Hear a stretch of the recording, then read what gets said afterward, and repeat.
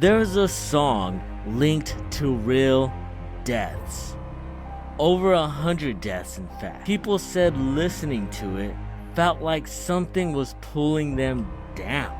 It was banned, pulled off the air, hidden, but it didn't disappear. So tonight, we're digging into music that was never meant to be heard.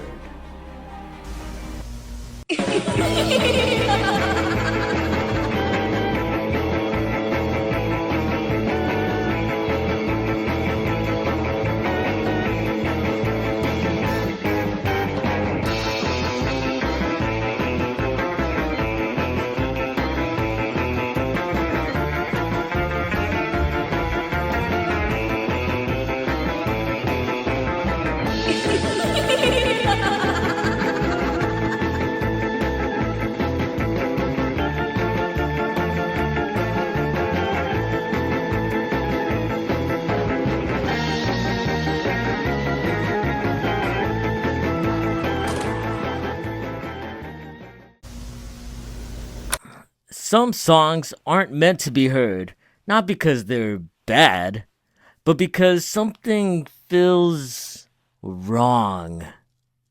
So tonight, I'm going to show you a song people believe is cursed. It's a curse. It's a curse. Beware of the curse. Beware. Stupid. So what's up, y'all? I'm Cat's Pajamas, and this is Nar TV, where we tell gnarly stories from the underground. So back in the 1930s, a man named Rezo Ceres, forgive me if I said that wrong, but a man named Rezo, let's just call him Rezo, wrote a song called Gloomy Sunday. First goth song, maybe? And at first, it was just a sad piano piece. You know, something mellow, something with a little bit of a dark tone. But when people started hearing it, they started taking their own lives. Some were found with lyrics in their hands when they were found unalived, and others requested the song right before they died. Based off of how many deaths were occurring right after, that's too big of a coinkydinks. So eventually, radio stations refused to play it, and it was banned. Now, I'm going to play a little bit of this tune, but I want to warn you that this may just, in fact, make you feel a type of way. So if you are, let's say, sensitive to certain things,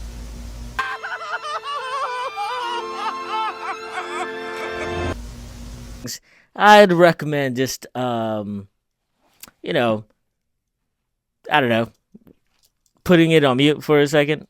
Now, I'm going to play a little bit. 'Cause this is the song that doesn't end. Alright, my bad. That's not it. The wrong clip. But for realsies this time.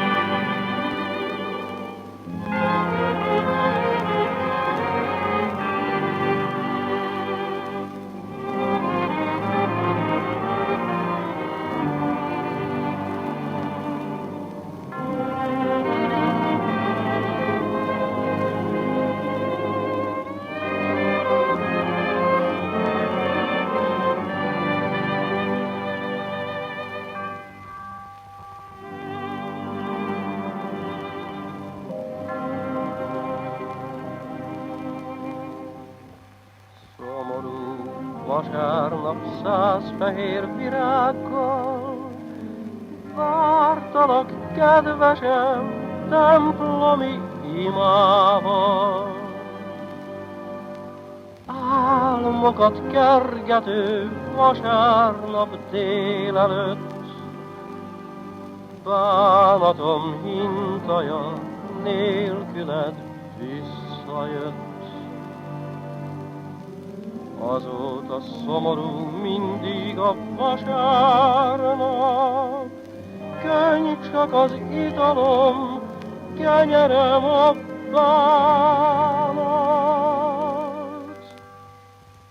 Szomorú vasárnap. Great, we're all still here. That is excellent. Great, we're all still here. That is absolutely fantastic news. I've heard that song a few times, and I immediately watched some Looney Tunes.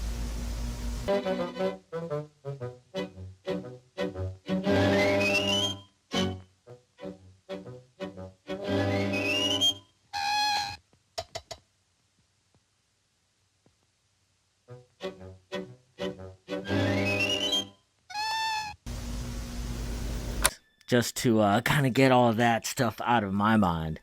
But see, some people believe that it isn't just the lyrics. Perhaps it's the sound itself. They believe that certain tones, certain chords can affect your brain, your emotions, and your state of mind. Now, this isn't just based off of whatever you may feel. This is actually scientifically proven. Low frequencies, minor notes, unresolved tension. These things can make you feel uneasy, anxious, or even afraid. Now, we've all seen those TikTok videos, and you know that as soon as you hear a certain piano or this humming bass line, you know exactly what type of video that's going to be.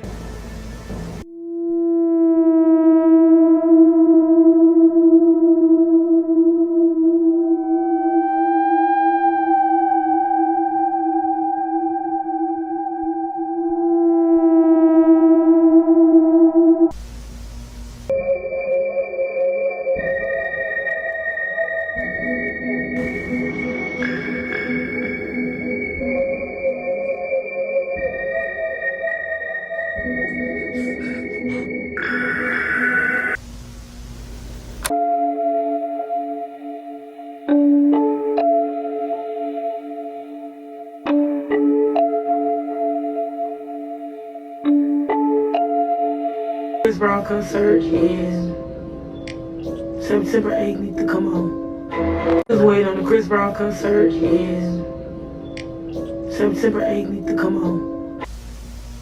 You see many aspects of this in music. Another 9 Inch Nails, for example, Trent Reznor has composed many songs, but that song Hurt in particular, the piano, the haunting noises behind it really set the tone. I feel like that song Hurt, without even the lyrics or singing, you would still understand the message.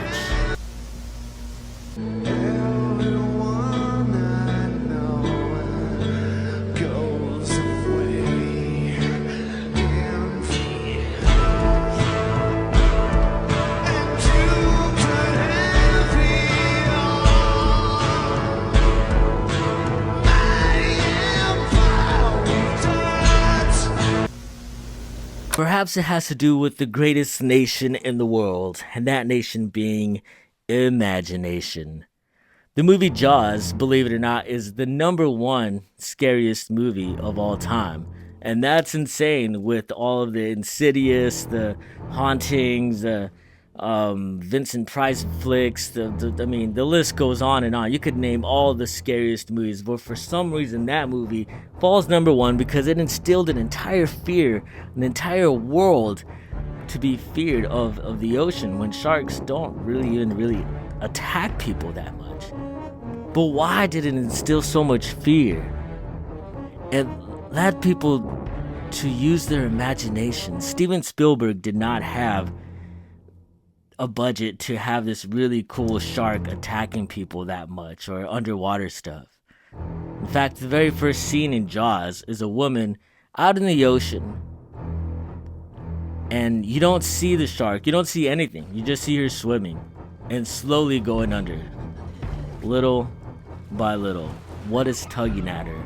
Is it that we don't see? We see the reaction, we see what's happening to her, but we don't see what's happening in the ocean, and that stuff leaves your imagination to just go wild. So a lot of times less can be more. Cut to a quick commercial break, and we'll be right back with something even stranger and darker than that. First of all, visit your dentist every day and bring along a friend to watch. Also, when you eat cake, chew with your mouth closed. Don't be a pig. When you eat stinky food, hold your nose.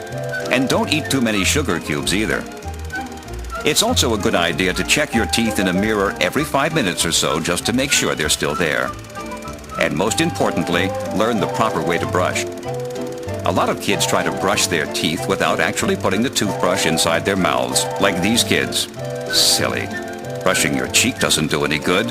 You've got to take your teeth out of your mouth first and then brush them. So remember, brush. Brush as if your life depended on it. Be nice to your teeth, or else you'll have to eat everything through a straw. Welcome to the Creepy for Sale show.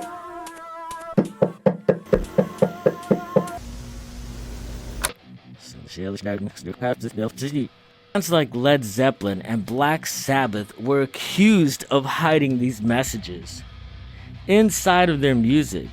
Messages about death, the occult, things that people didn't really understand. Parents were terrified, churches had protested, and records were destroyed. But here's the question. Were those messages really there? Or were people hearing what they were already afraid of? Or worse, was it some of them were real?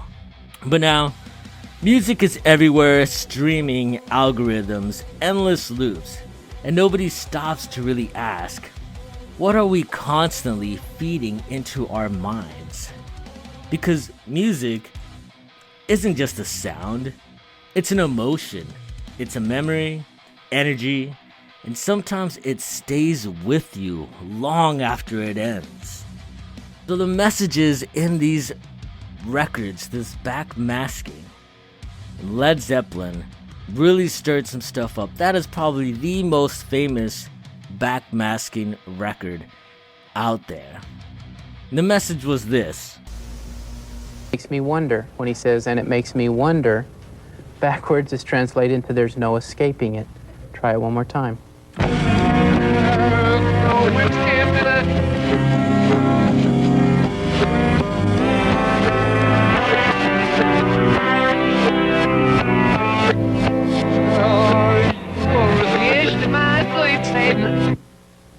All right, I heard that one. All right, I'll slow this down a little bit. Listen for here's to my sweet Satan. Did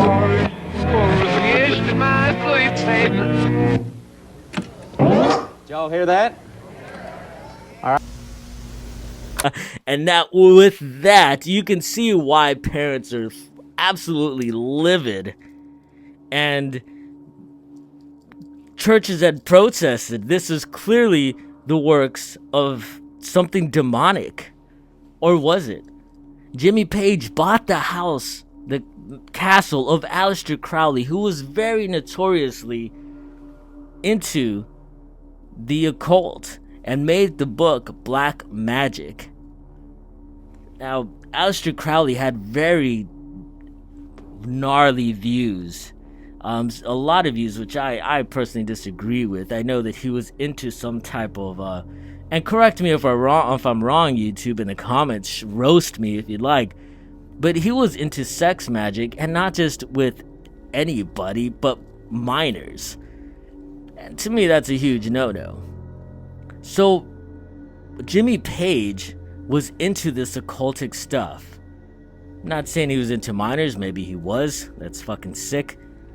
But I know he was for certainly into the occult. All their records had symbolism. They would talk about certain things. And there's rumors that Jimmy Page would stay alone in his room for days without eating, basically fasting for days until something took over him and played something for him. Like he would get his music inspirations by just sitting in a room and waiting until something came to him. What was it that came to him? Was it something dark? Some type of mysterious figure? Was it the devil himself? Maybe a Robert Johnson story? Nothing was really confirmed, but the symbolism is there, the messages are there. What do you think?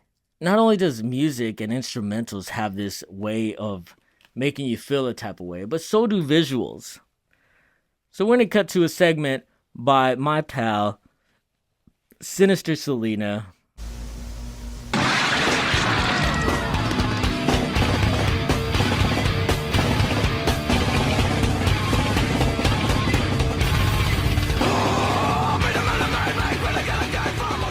Sinister Selena here. I'm here to recommend a movie. Of course, duh. What else would I be doing here? I can't just sit here and look good, right? So for today's movie, we have another Japanese horror movie because I think Japanese horror movies are better. Wait. I think Japanese horror movies are better than American horror movies. We got Pulse 2001. Pulse is extremely eerie, extremely creepy. If you ever thought the internet was possessed with ghosts, this is like a techno ghost story.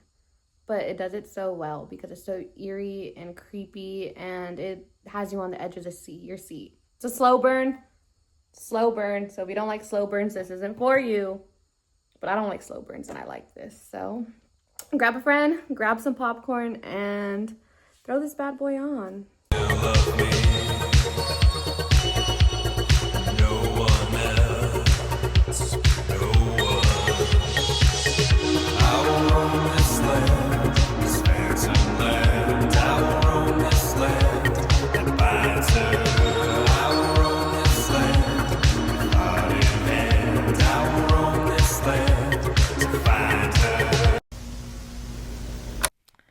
Alright, y'all, so the next time you hear a song that makes you feel uneasy, strange tension, that chill that goes down your spine, pay more attention because maybe it's not just a song. I'm Cat's Pajamas. This is Narnar TV, where we tell gnarly stories, gnarly tales from the underground. A rato, gato. Meow.